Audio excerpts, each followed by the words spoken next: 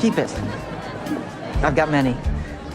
I cry a lot. Wicked Part 1 actually tells us way more about the characters than people think. There are hidden clues, visual hints, and lines of dialogue that literally reveal what's going to happen in Wicked for Good, but most of them go unnoticed. So today we're counting down 15 foreshadowing moments in Part 1 and how it secretly sets up the events of the next movie and even connects back to the Wizard of Oz. And trust me, once you watch this video all the way through and see all these details, you're going to be shocked by how much of Wicked for Good was hiding right in front of you. Life's more painless for the brainless.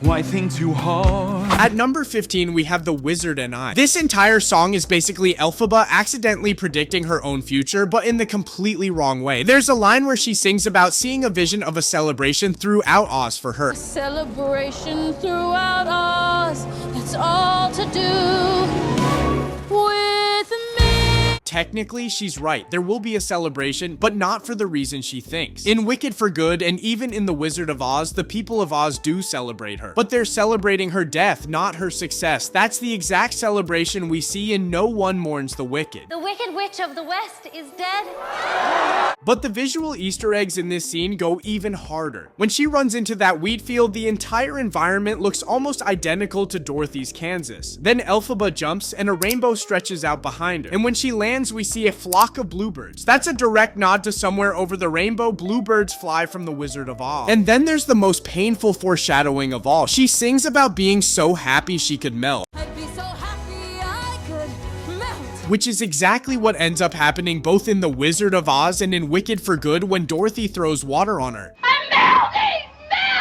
At number 14, we have the silver slippers. Everyone knows the ruby slippers from The Wizard of Oz, but what a lot of people forget is that in L. Frank Baum's original books, the slippers were actually silver. They were only changed to ruby red in the 1939 movie because the filmmakers wanted to flex Technicolor and make the shoes pop against the yellow brick road. But in Wicked, they go back to the original silver version, partly to stay faithful to the books and partly to avoid copyright issues with the classic film. The shoes are covered in swirling patterns, and if you look closely, the heel itself is shaped like a twisting tornado. That design choice is not random. It references the exact tornado that brings Dorothy to Oz, both in the original story and in Wicked for Good. There's a house, and it's flying through the sky.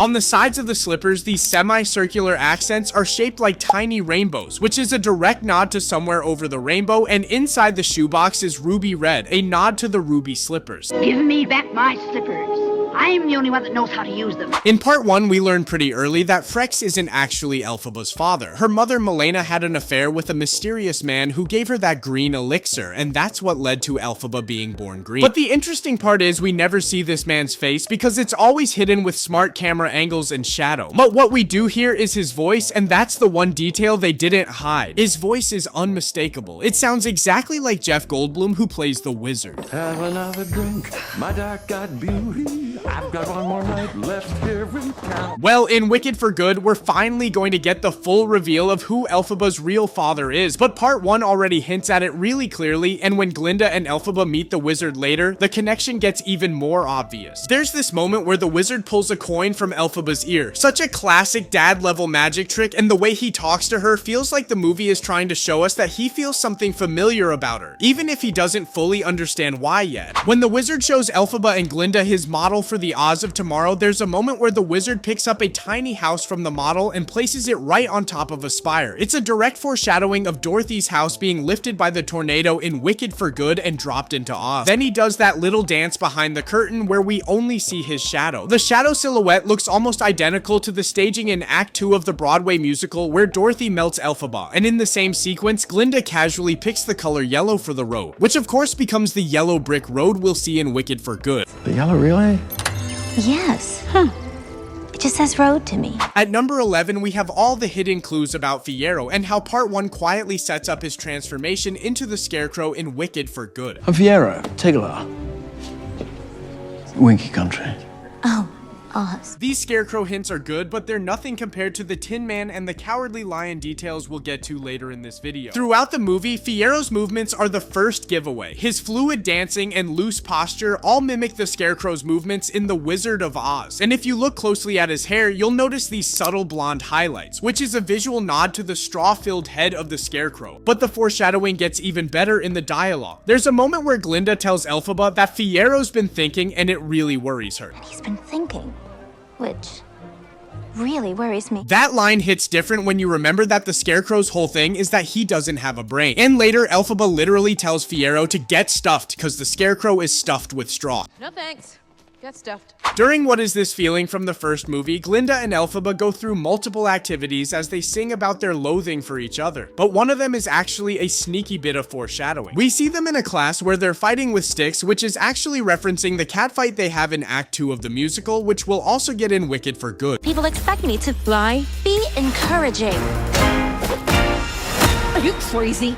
In part 1, we learn that Madame Morrible's big specialty is controlling the weather, and there's this moment right after Elphaba gets her invitation from the wizard where it suddenly starts raining. Morrible immediately covers Elphaba with an umbrella and says, "Mustn't let you get wet." Mustn't let you get wet. It feels like a throwaway line, but it's actually hinting at one of the biggest pieces of Oz mythology, the whole water melts the witch thing, and in Wicked for Good, we're gonna see how deeply the people of Oz believe that legend. During Madame Morrible's sorcery class, there's this moment where Elphaba tries casting a levitation spell. She places her hand over the spell book, and if you look closely at the shadow it casts, it looks very familiar. It's the exact same hand silhouette that Margaret Hamilton's Wicked Witch of the West makes in the original Wizard of Oz. At number 7, we have Nessarose's striped socks. We already talked about the details hidden in Nessarose's shoes earlier, but her costume has even more hints about her fate. If you look closely throughout the movie, Nessarose is almost always wearing striped socks, and if you know her story, this is a quiet piece of foreshadowing. In Wicked for Good, and of course, in The Wizard of Oz, Nessarose becomes the Wicked Witch of the East, the witch whose feet are left sticking out under Dorothy's house, and we see striped socks on her feet in the original film. It's a subtle costume choice, but it's literally pointing straight toward the moment that defines her entire legacy. There's the house, and here you are.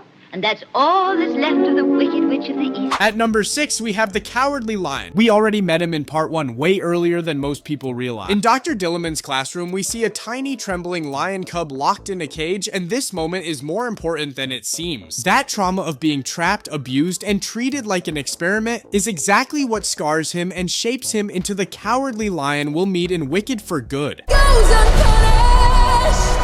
Bring me the broom. But there's one more detail most people miss. When Elphaba and Fiyero rescue him, Elphaba places the little cub inside the basket at the front of her bike and rides away. And that looks almost identical to the iconic scene from The Wizard of Oz where Miss Gulch rides away with Toto in her bicycle. Part 1 is packed with hot air balloon imagery. Elphaba's invitation from the wizard literally arrives in a tiny floating balloon. During one short day, you can spot balloons drifting all over the Emerald City. Even the wizard himself wears hot air balloon charms on his outfit. And then of course we see the wizard's actual balloon, the same one he used to accidentally land in Oz in the first place. All these visual hints are setting up what's coming in Wicked for Good. The wizard flees Oz in his hot air balloon, heading back to Omaha, Nebraska. I'm about to embark upon a hazardous and technically unexplainable journey. During Dr. Dillamond's classroom scene, the same moment the lion cub is being mistreated, Elphaba gets so angry that she slams her bouquet of poppies on the table, and instantly they start levitating, releasing this magic that sends everyone except Elphaba and Fiyero into a deep sleep. It's a direct nod to the poppy field scene from the 1939 Wizard of Oz, where the Wicked Witch creates a poppy field to stop Dorothy and her friends, and the flowers put the entire group to sleep except the Scarecrow. Don't you start it too. At number 3, we have Bach's transformation. In Wicked for Good, we're finally going to see Bach become the Tin Man, but part 1 has been hinting at this from the very beginning. Bach Woodsman of Munchkin Land. When we first meet Bach, he's literally standing in this stiff, slanted pose, exactly like the Tin Man's leaning during his "If I Only Had a Heart" dance. And when he tries to stand up straight, he uses this little tool, which looks like the Tin Man's axe from the 1939 movie. Then later, we spot him holding a book about felling trees, because as the Tin Woodsman, chopping trees becomes his entire identity. But here's the biggest hint. He offers Glinda a red handkerchief, telling her to keep it because he cries a lot. I've got many. I cry a lot. That fits perfectly because in The Wizard of Oz, the Tin Man is constantly crying so much that his tears rust him shut. Don't cry. You'll rust lost yourself again. And Glinda tucks the handkerchief inside his chest right where his heart should be, foreshadowing the tragic reality that the Tin Man ends up with no heart at all. What have you done to me? Even though the movie legally can't use the original ruby slippers design from the 1939 film, the creators still found a way to sneak in one of the most iconic references in all of Oz history. During the popular sequence, while Glinda is giving Elphaba her makeover, Glinda grabs a pair of ruby red heels and clicks them together 3 times before handing them to Elphaba. Popular. I'll help you be popular. And every Wizard of Oz fan knows exactly what that means. That 3-click motion is the way Dorothy travels back home to Kansas in the original movie. And finally, number 1, For Good. Throughout Wicked Part 1, in some of the most emotional, character-defining moments between Glinda and Elphaba, you can hear these soft, delicate notes from For Good woven quietly into the background. Most people don't even notice it, but it's there every time their bond deepens. And what makes this so powerful is that the actual song For Good doesn't happen until Wicked for Good, but Part 1 keeps planting these tiny musical seeds to prepare us for it. Why, Miss Elphaba? Look at you.